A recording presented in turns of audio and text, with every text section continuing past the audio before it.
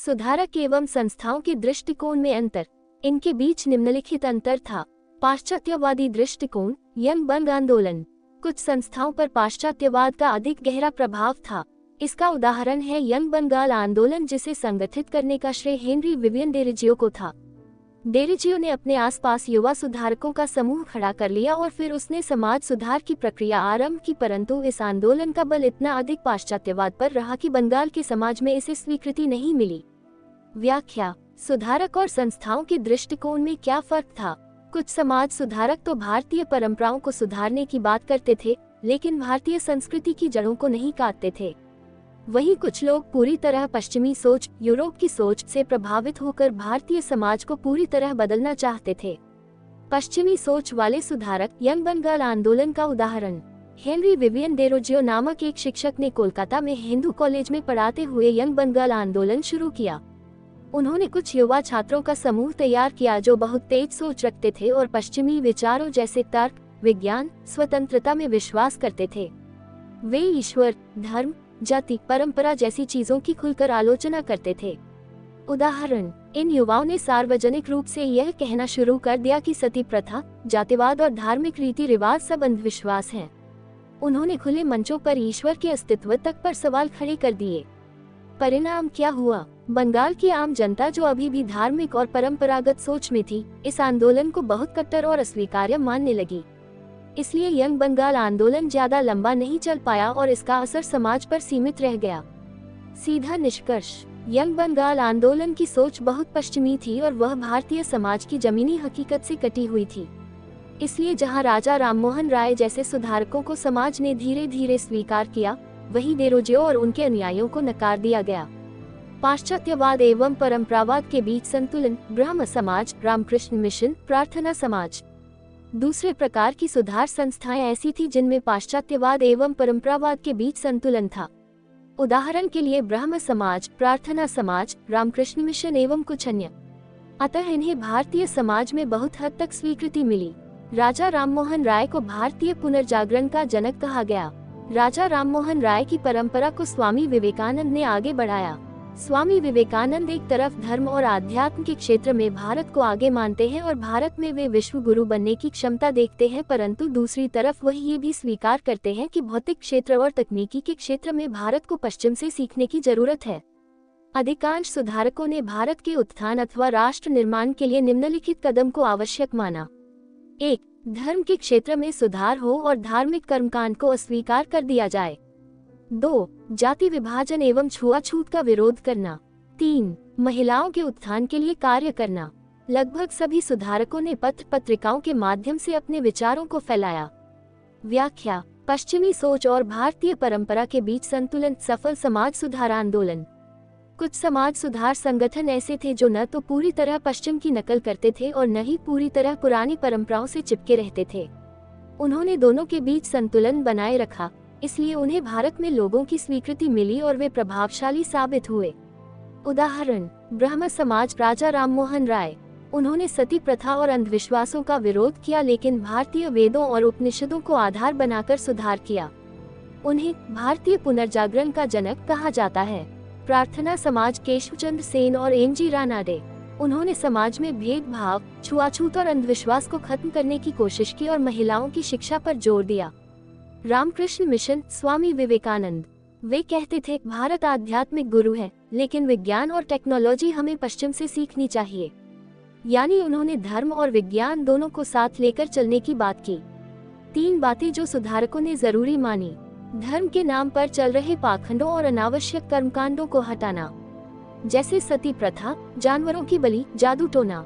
जात पात और छुआछूत खत्म करना, जैसे मंदिरों में हर किसी को प्रवेश देना, बराबरी का व्यवहार करना। महिलाओं की हालत सुधारना, जैसे उन्हें पढ़ाई और पुनर्विवाह का अधिकार देना, जैसे विधवा विवाह अधिनियम, बाल विवाह निषेध आदि। अपने विचार फैलाने का तरीका। इन सभी सुधारकों ने अखबार, पत्रिकाएं, पर्चे और भाषणों के जरिए अपने विचार आम लोगों तक पहुंचाए। जैसे राजा राममोहन राय ने संवाद कौमुदी और मिरातुल अखबार नामक पत्र निकाले। निष्कर्ष। इन समाज सुधारकों ने भारत की आध्यात्मिक परंपरा और आधुनिक सोच के बीच संतुलन बनाया। इसलिए उनका काम टिकाऊ रहा और उन्होंने भारत में राष्ट्र निर्माण और जागरूकता लाने में बड़ा योगदान दिया। परंपरावाद अथवा पुनरुत्थानवाद पर बाल आर्य समाज समाज एवं धर्म सुधार आंदोलन में एक धारा धार्मिक पुनरुत्थानवाद की भी थी। उदाहरण के लिए आर्य समाज का उद्भव, इसकी स्थापना 1875 में दयानंद सरस्वती ने की थी। उन्होंने बम्बई और लाहौर को मुख्यालय बनाया था। यद्यपि आर्य समाज ने भी धार्मिक कर्मकांड आडंबर पर प्रहार किया तथा सामाजिक कुरीतियों पर चोट की, परंतु वेदों की और लौटों की नारा देकर इसने पुनरुत्थानवाद को प्रोत्साहन दिया और शुद्धि आंदोलन चलाकर संप्रदायवाद को बल प्रदान किया। व्याख्या: धार्मिक परंपराओं की ओर लौटने वाला सुधार आंदोलन आर्य समाज। 19वीं सदी के समाज सुधार आंदोलनों में एक विचारधारा ऐसी भी थी जो पुरानी धार्मिक परंपराओं को फिर से अपनाने की बात करती थी। इस धारा को पुनरुत्थानवाद कहा गया। इसका सबसे प्रमुख उदाहरण आर्य समाज है। आर्य समाज एक परिचय। स्थापना 1875 में स्वामी दयानंद सरस्वती ने की थी। मुख्यालय बम्बई, अब मुंबई और लाहौर बनाए गए थे। क्या किया आर्य समाज ने? धार्मिक आडंबर जैसे पाखंड, मूर्ति पूजा, झूठी कर्मकांड का विरोध किया। जैसे उन्होंने कहा कि पूजा केवल ईश्वर की होनी चाहिए, मूर्ति की नहीं।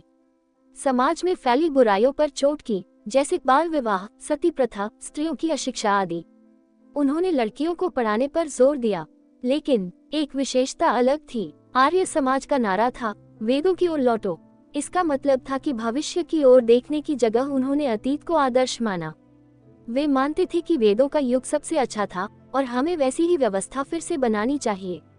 उन्होंने शुद्धि आंदोलन भी चलाया। इसमें उन लोगों को फिर से हिंदू धर्म में लाया गया जो किसी वजह से इस्लाम या ईसाई धर्म में चले गए थे। इससे समाज में धार्मिक तनाव और संप्रदायवाद, एक धर्म को दूसरे के खिलाफ खड़ा करना भी बढ़ा। उदाहरण से समझें। मान लीजिए कोई स्कूल है जो नई टेक्नोलॉजी की जगह पुरानी पढ़ाई की विधि को ही सबसे बेहतर मानता है और वही दोबारा लागू करता है। ठीक वैसे ही आर्य समाज ने वेदों को सबसे श्रेष्ठ मानते हुए पुराने धार्मिक नियमों को फिर से स्थापित करने की कोशिश की। निष्कर्ष: आर्य समाज ने समाज सुधार का काम तो किया, लेकिन उनका तरीका था पुरानी धार्मिक परंपराओं की ओर लौटना। इसलिए उनका आंदोलन सुधार के साथ साथ धार्मिक पुनरुत्थानवाद का भी रूप ले गया। निम्न जाति के सुधारक। सवर्ण सुधारकों ने जाति विभाजन पर चोट की, परंतु जाति व्यवस्था पर उनका प्रहार अधिक प्रभाव उत्पन्न नहीं कर सका क्योंकि उन्होंने जाति विभाजन के मुद्दे को गंभीरता से नहीं उठाया। अतः अब कुछ निम्न जाति के सुधारक स्वयं सामने आए। इसमें आत्मसम्मान आंदोलन के संस्थापक परियार नायकर, सत्यशोधक समाज के संस्थापक ज्योतिबा फूले, SNDP योगम के संस्थापक श्री नारायण गुरु थे। सबसे बढ़कर 1920 के दशक में डॉक्टर B.R. अम्बेडकर जैसे एक दलित नेता का उद्भव हुआ। अब जाति व्यवस्था पर कड़ा प्रहार किया गया। व्याख्या: निम्न जातियों के समाज सुधारक खुद आगे आए और बदलाव लाए। 19वीं सदी में जब समाज सुधार आंदोलन चल रहा था, तब ऊंची जातियों सवर्णों के सुधारकों ने जाति व्यवस्था की आलोचना तो की, लेकिन उन्होंने इसे गहराई से खत्म करने की कोशिश नहीं की। वे जाति व्यवस्था को जड़ से हटाने के बजाय उसमें थोड़े सुधारों की बात करते थे। इसलिए जब ऊंची जातियों से कोई ठोस बदलाव नहीं हुआ, तो निचली जातियों के नेता खुद आगे आए और अपने अधिकारों के लिए आंदोलन शुरू किए। मुख्य सुधारक और उनके आंदोलन। ज्योतिबा फुले महाराष्ट्र में सत्यशोधक समाज की स्थापना की। उन्होंने कहा कि ब्राह्मणों ने धर्म के नाम पर शूद्रों को दबाया है। उन्होंने महिलाओं और दलितों की शिक्षा पर जोर दिया। उदाहरण: ज्योतिबा फुले ने अपनी पत्नी सावित्रीबाई फुले को पढ़ाया और भारत का पहला महिला स्कूल खोला। परियार नायकर आत्मसम्मान आंदोलन शुरू किया दक्षिण भारत में। उन्होंने कहा कि निचली जातियों को आत्मसम्मान से जीने का अधिकार है। उन्होंने ब्राह्मणवाद और मूर्ति पूजा का विरोध किया। श्री नारायण गुरु केरल में SNDP योगम की स्थापना की। उन्होंने कहा, एक जाति, एक धर्म, एक ईश्वर। उनका मकसद था कि सभी इंसानों को बराबर माना जाए, चाहे वो किसी भी जाति से हों। डॉक्टर भीमराव अंबेडकर 1920 के दशक में एक मजबूत दलित नेता के रूप में उभरे। उन्होंने जाति व्यवस्था पर सीधा हमला किया। उन्होंने दलितों के लिए शिक्षा, कानून और राजनीतिक अधिकारों की मांग की। बाद में उन्होंने बौद्ध धर्म अपना लिया ताकि जाति के बंधन से मुक्त हो सके। उदाहरण से समझें। मान लीजिए किसी स्कूल में कुछ बच्चों को केवल इसलिए पीछे बैठाया जा रहा है क्योंकि उनके कपड़े या रंग अलग हैं। अगर शिक्षक इसे सही नहीं करते, तो वही बच्चे आगे आकर विरोध करते हैं और बदलाव लाते हैं। ठीक वैसे ही जब सवर्ण सुधारकों ने जाति व्यवस्था को पूरी तरह खत्म नहीं किया, तो निम्न जातियों के सुधारक खुद आगे बढ़े और समानता और सम्मान की लड़ाई शुरू की। निष्कर्ष: निम्न जातियों के सुधारकों ने न केवल जाति व्यवस्था की असमानता को चुनौती दी, बल्कि उन्होंने समाज में बराबरी और आत्मसम्मान की नई चेतना जगाई, जो आगे चलकर भारतीय समाज और राजनीति में बहुत बड़ा बदलाव लेकर आई। महिला सुधारक: पहले पुरुष सुधारकों ने महिला उत्थान के लिए पहल की, परंतु वे महिलाओं की दशा में सुधार तो चाहते थे, परंतु वे महिला स्वाधीनता के समर्थक नहीं थे।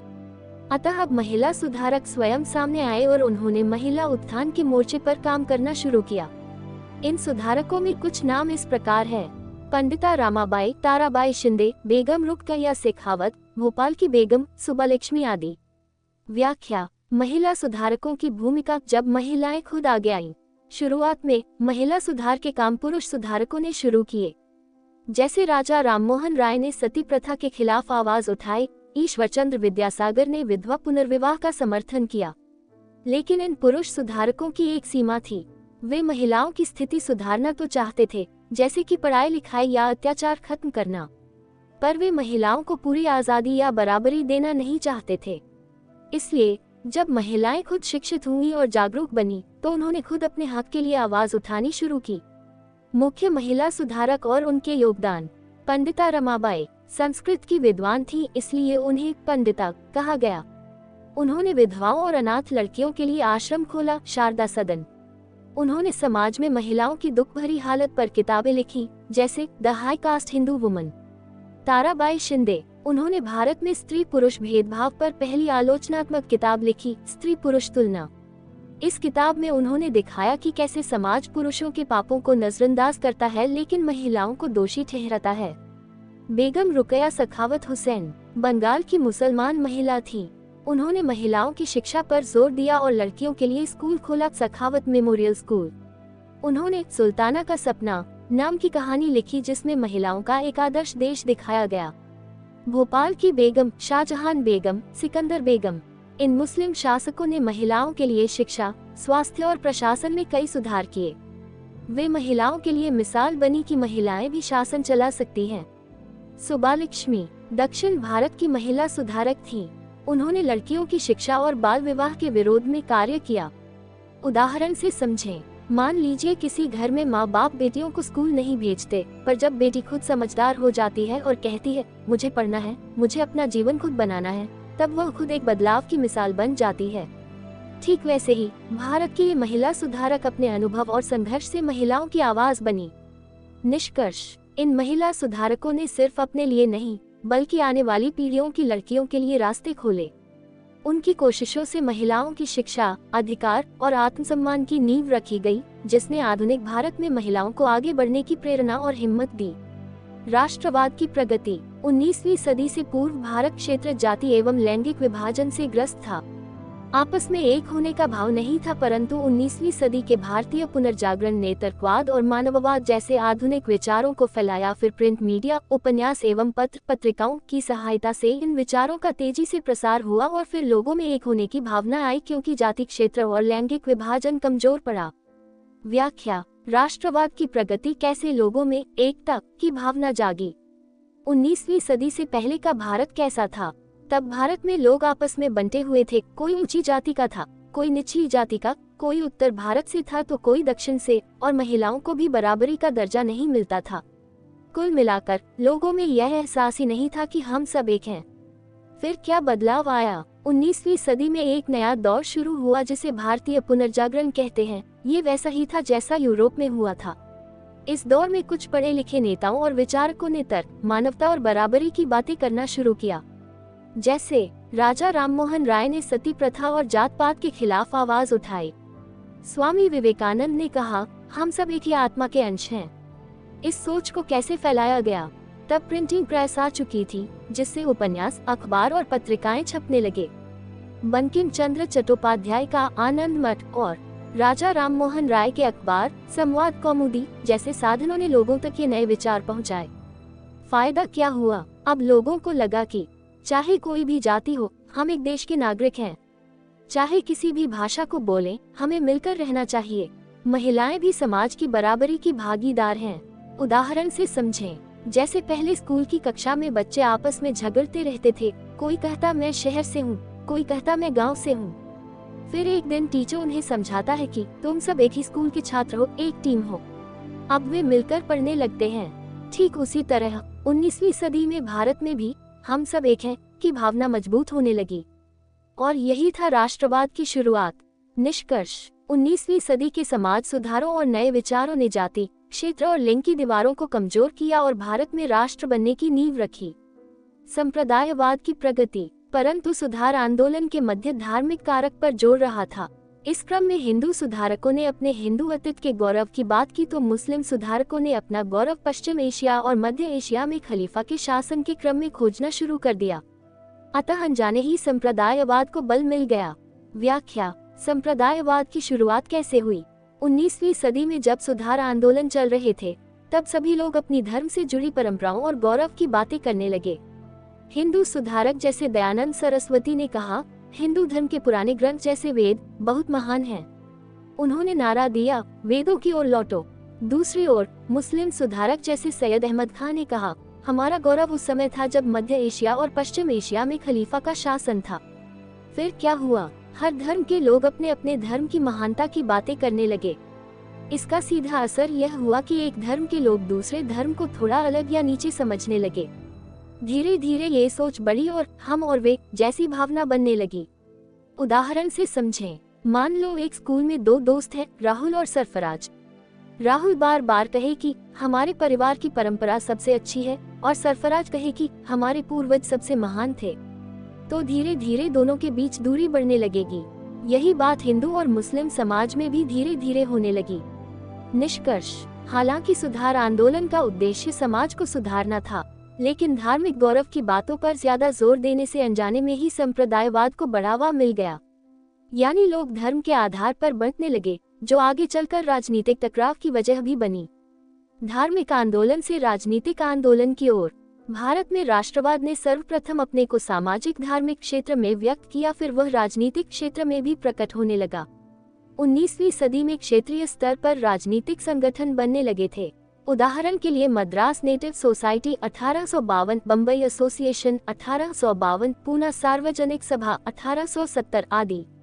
फिर सुरेंद्र नाथ बैनर्जी एवं आनंद मोहन बोस ने 1876 में इंडियन एसोसिएशन की स्थापना की।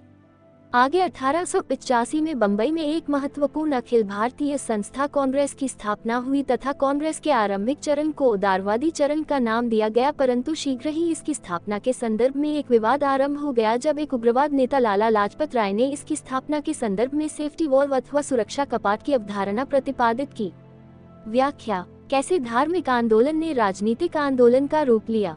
शुरुआत में भारत में राष्ट्रवाद का मतलब था समाज और धर्म को सुधारना, जैसे सती प्रथा हटाना, नारी शिक्षा, जातिवाद खत्म करना आदि।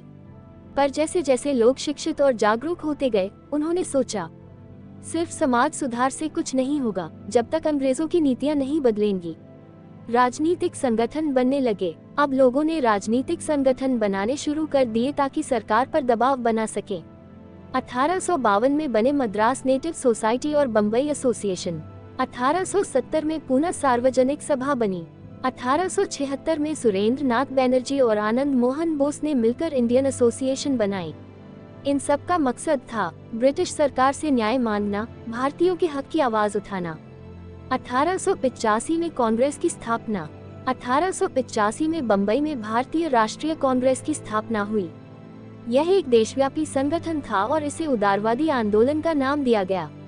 मतलब मांगों को शांति और कानून के रास्ते से रखा जाता था। सेफ्टी वॉल्व विवाद क्या था? कुछ समय बाद लाला लाजपत राय जैसे नेता कहने लगे, कांग्रेस को अंग्रेजों ने खुद ही इसलिए बनने दिया ताकि लोगों का गुस्सा फूटे नहीं। उन्होंने इसे कहा सेफ्टी वॉल्व, सेफ्टी वाल्व का सिद्धांत। यानी जैसे प्रेशर कुकर में भाप को बाहर निकालने का रास्ता होता है, वैसे ही कांग्रेस के जरिए जनता के गुस्से को बाहर निकाला गया, पर सरकार को नुकसान न हो। उदाहरण से समझें। सोचो, अगर किसी स्कूल में छात्रों को प्रिंसिपल से शिकायत है, तो स्कूल एक छात्र प्रतिनिधि समिति बना देता है ताकि छात्र सीधे प्रदर्शन न करें, बल्कि अपनी बात समिति से कहें।